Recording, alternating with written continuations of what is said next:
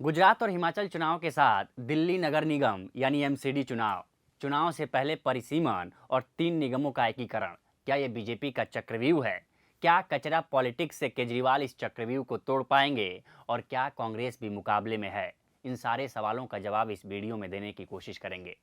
दरअसल चुनाव आयोग ने दिल्ली में 4 दिसंबर को एमसीडी चुनाव कराने का फैसला किया है। 7 दिसंबर को वोटों की गिनती होगी, उसी दिन नतीजों की घोषणा होगी।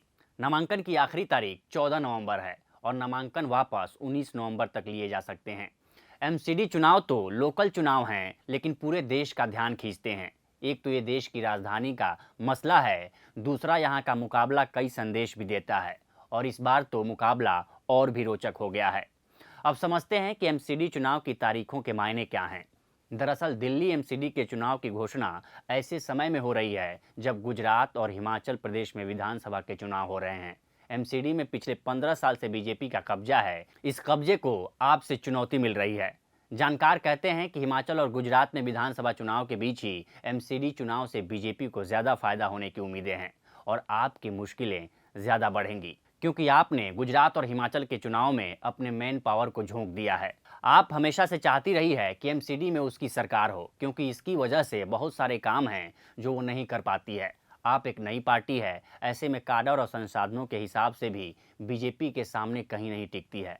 ऐसे समय में उसे 3 मोर्चों पर चुनाव लड़ना पड़ रहा है। इसमें कोई दो राय नहीं है कि अगर पंजाब चुनाव के 2 महीने बाद चुनाव होते तो आपको ज़्यादा फायदा होता, लेकिन तीनों एमसीडी के विलय की वजह बताते हुए चुनाव को टाल दिया गया था। साल 2017 में भी आपके साथ ऐसा ही हुआ था। साल 2017 में पंजाब और गोवा के चुनावों में हार के बाद ही एमसीडी चुनावों की घोषणा हो गई थी। ऐसे में आपके नेताओं और कार्यकर्ताओं के पास ना आत्मविश्वास था और ना ही ऊर्जा, जिससे वो एमसीडी का चुनाव हार गए। अब समझते हैं कि एमसीडी में बदलाव के बाद चुनाव का मतलब क्या है।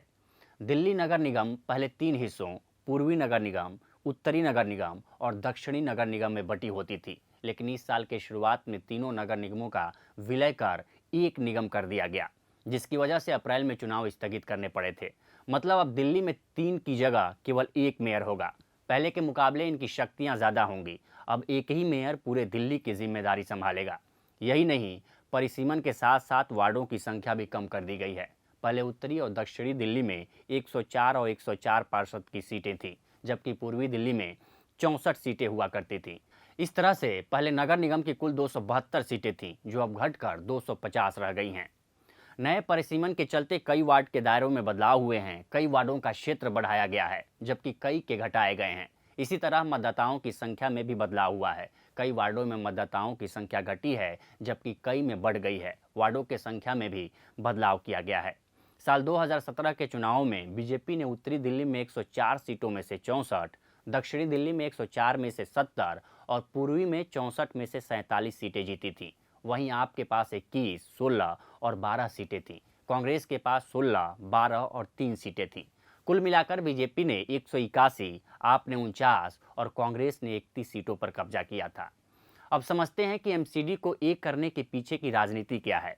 दरअसल साल 2012 में एमसीडी को 3 भागों में बांटने के पीछे दलील दी गई थी कि इतनी बड़ी दिल्ली को एक निगम से चलाना मुश्किल है। हर इलाके की अलग अलग ज़रूरतें हैं, इसलिए वहाँ अलग अलग हिसाब से योजना बनानी पड़ेगी। ताजुब की बात यह है कि जब निगमों को एक किया गया तो दलील दी गई कि अलग अलग निगमों के होने से दिल्ली के विकास में बाधा उत्पन्न हो रही है। दलील दी गई कि ईस्ट दिल्ली नगर पालिका गरीब है, जबकि साउथ दिल्ली नगर पालिका अमीर है। ऐसे में पहले से विकसित साउथ दिल्ली में और विकास की गुंजाइश बनती है, लेकिन पिछड़े पूर्वी दिल्ली में विकास की राह में वित्तीय संकट आ रहा है। लेकिन जानकार एमसीडी को तोड़ने और जोड़ने के पीछे वोट की राजनीति देखते हैं। कांग्रेस ने इसे तोड़ा, बीजेपी ने इसे जोड़ा। दोनों की मंशा एमसीडी पर काबिज होना ही बताया जाता है। दरअसल ये एमसीडी चुनाव इतना अहम क्यों होता है? दिल्ली एमसीडी का चुनाव पार्टियों के बीच सेमीफाइनल का मुकाबला माना जाता है, क्योंकि इसके बाद पार्टियां लोकसभा के चुनाव में जाती हैं, फिर विधानसभा का चुनाव होता है। एमसीडी के पास कई तरह के अधिकार होते हैं। इसके जरिए राज्य में अस्पताल, डिस्पेंसरीज, पानी की सप्लाई, ड्रेनेज सिस्टम की देखभाल, बाजारों की देखभाल करना, पार्कों का निर्माण करना और उसकी देखभाल का प्रबंधन करना, सड़क और ओवरब्रिज का निर्माण और मेंटेनेंस करना, कचरे के निस्तारण का प्रबंधन करना, street light, primary school, property और professional tax collection, toll tax collection system, शमशान और जन्म और मृत्यु प्रमाण पत्र जैसे बेहद अहम काम एमसीडी के जरिए ही किए जाते हैं।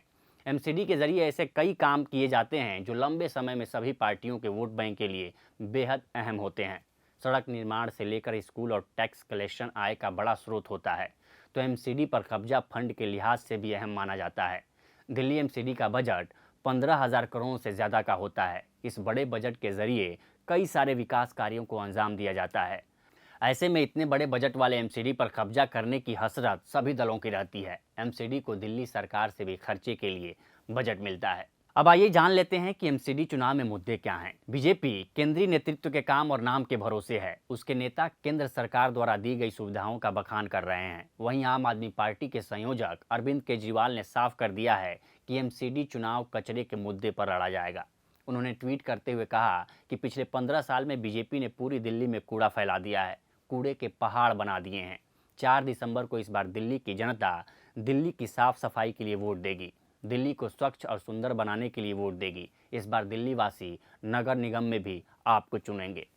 अब आखिर में समझते हैं कि बीजेपी आपकी लड़ाई में कांग्रेस कहां खड़ी नजर आ रही है। साल 2017 के दिल्ली नगर निगम चुनाव में पीएम मोदी और सीएम अरविंद केजरीवाल की प्रचंड लोकप्रियता के दौर में भी कांग्रेस निगम की 31 सीटों पर जीत हासिल करने में कामयाब रही थी और दर्जनों सीटों पर उसके उम्मीदवार दूसरे नंबर पर रहे थे। ऐसे में कांग्रेस भी इस चुनाव में अपने लिए वापसी करने का एक अवसर तलाशने की कोशिश करेगी, लेकिन मुख्य मुकाबला बीजेपी और आप में ही माना जा रहा है।